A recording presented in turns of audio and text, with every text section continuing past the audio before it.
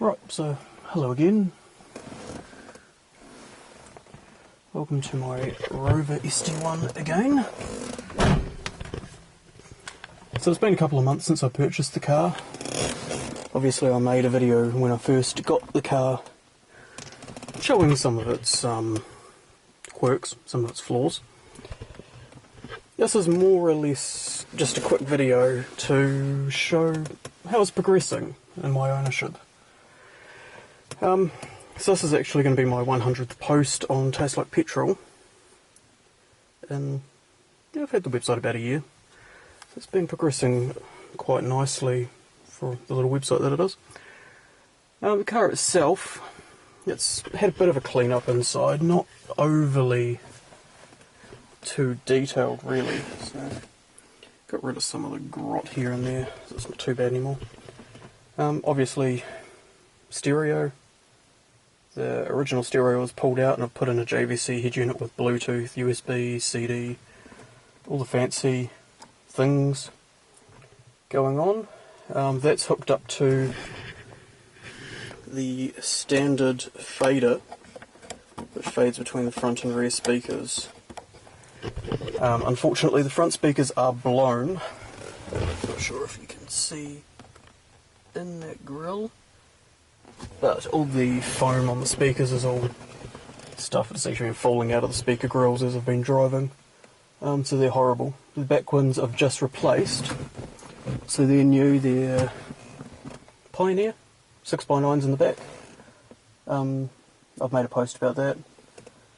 So it's not too complex to do, actually. Other than that, the obvious thing is the Momo steering wheel, which has been put on with proper Boss kit.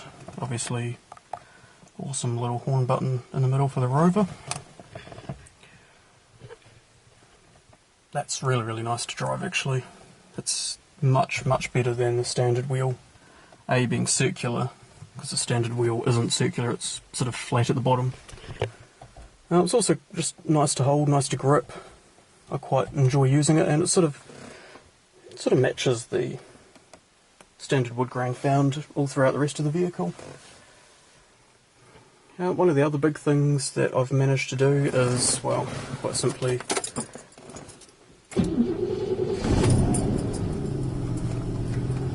I've got the car going. So that's quite important. I've done quite a bit of work to get it to this point. Obviously the tacho is still intermittent. Works when it wants to, it'll come back eventually. Everything else up here is working, so the average consumption, as you can see, is climbing because I'm stopped and just pouring fuel into the engine.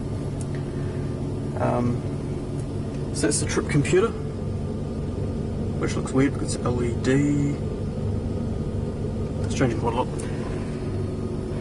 Temperature gauge is now working after a little bit of a quirk the other day where it decided to stop working, and then when I tried to fix it, it killed the engine and the car refused to start, but there will be a post on that with this as well.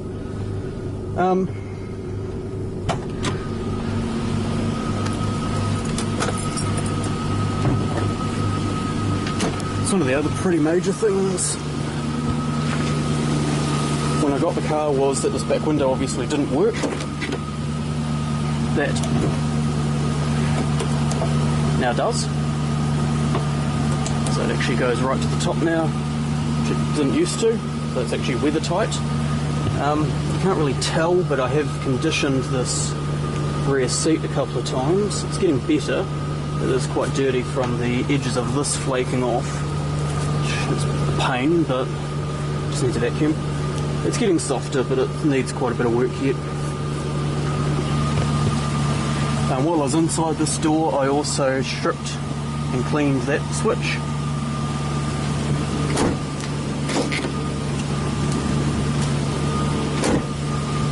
And I fit a new gasket around the door handle, so the door handle's not loose, which is quite nice. All the other doors will get this treatment as well, but it's really just a matter of time because the door handles unfortunately are loose all around the car. So the gaskets are stuffed, and window switches are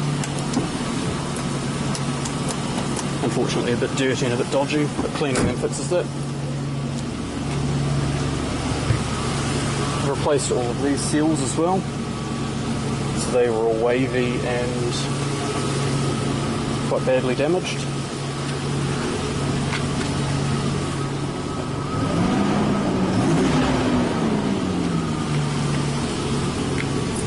Shut that off.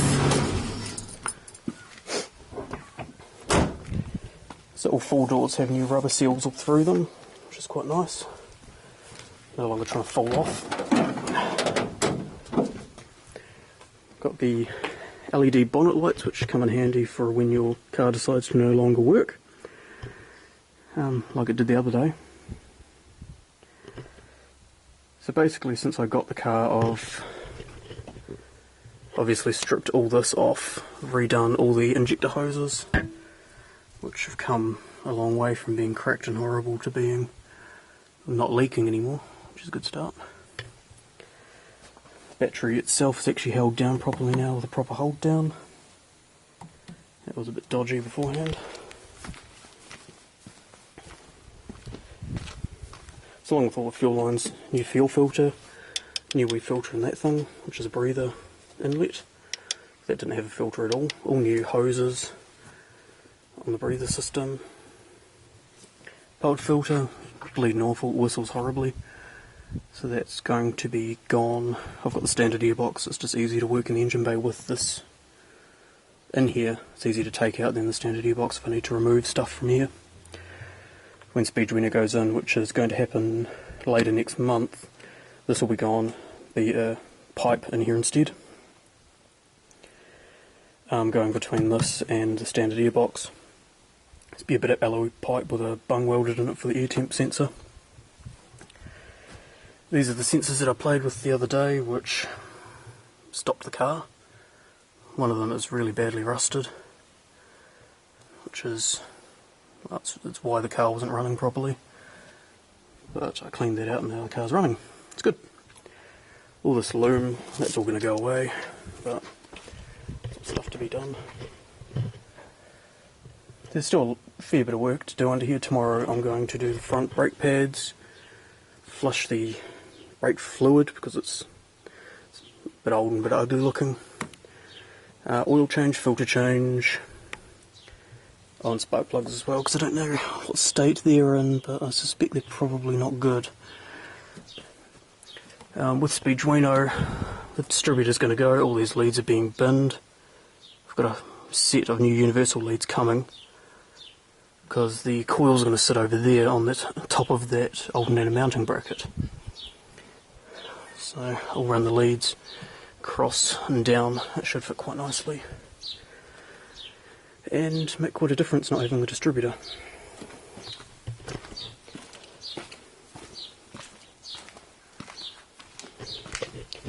So other things that I've done,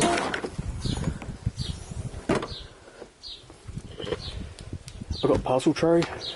The previous owner had that in his shed, so I've acquired that and put it in. Fortunately, as you can see, it is binding on these side trims.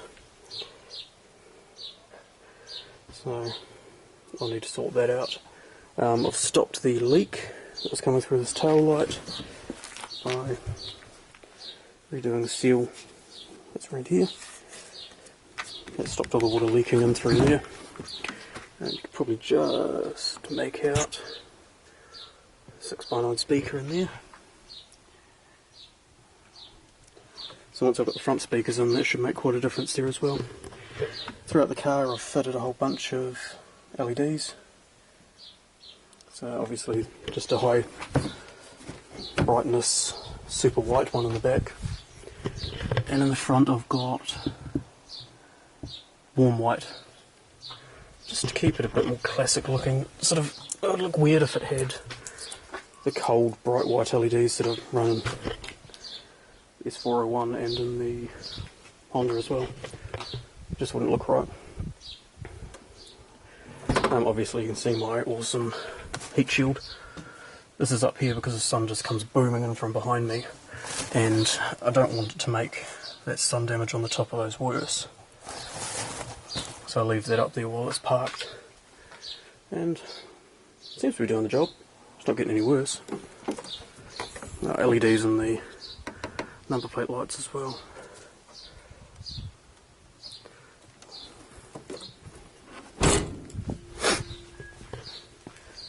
Got the washer jets front and rear working. I will need that for the warrant, which is coming up next month.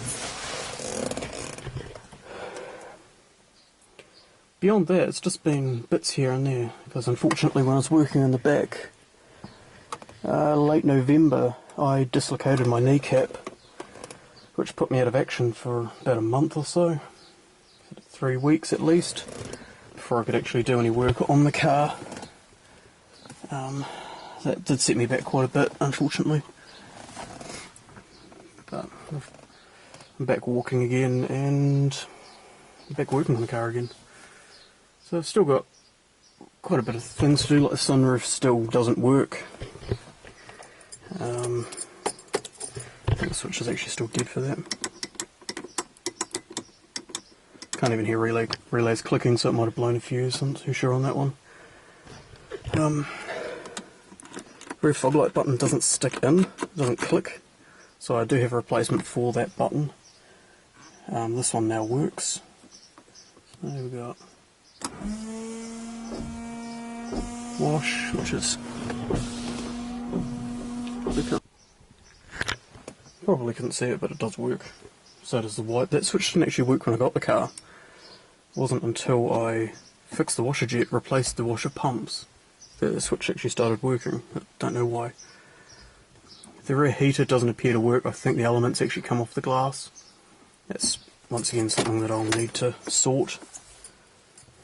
But overall, I've cleaned some of the grot off things like the centre console. Unfortunately, these little bits of tree are coming out of the vents because of a giant pine tree that next door neighbours have. Because the car lives outside, it's throwing pine needles all over the car every day. And they're going down the vents, and when I turn the fan on, it all just gets blown out of the vents and all over the dash. Can't really help that until I put a car cover on the car or get a garage, move, that sort of thing. But it's all getting a bit intense when you're talking about moving, just to cover a car. See that up there is a warm white LED. Same on the other side as well, which means that I've got the brightness and power consumption doesn't generate any heat compared to a standard bulb. But it still looks like a standard bulb when it's lit. So the leather's still cracked and a bit ugly looking. I have conditioned it once again. I'm looking at getting some leather conditioner, cleaner and dye, which should hopefully fill these wee cracks and just make the seats look a bit nicer and just a bit softer and last a bit longer. Because I don't really want to have to get them recovered. It's just an expense I can't afford, quite frankly. That's sort of my car as it is. It's come a long way, it's still got a long way to go, but I'm enjoying driving it. I've done probably about 100 k's since I did the injection system, and the car's running, well, it's running better than ever now. It actually pulls quite strongly, it's quite nice to drive. Yeah, so that's my car, and obviously I will keep posting about it, so keep watching, maybe another video if I can be bothered. And if I've got anything to share, really. I'll probably do an exhaust video maybe this weekend just to give you guys an idea of what it actually sounds like from the exhaust when it's on the open road. Makes good noise.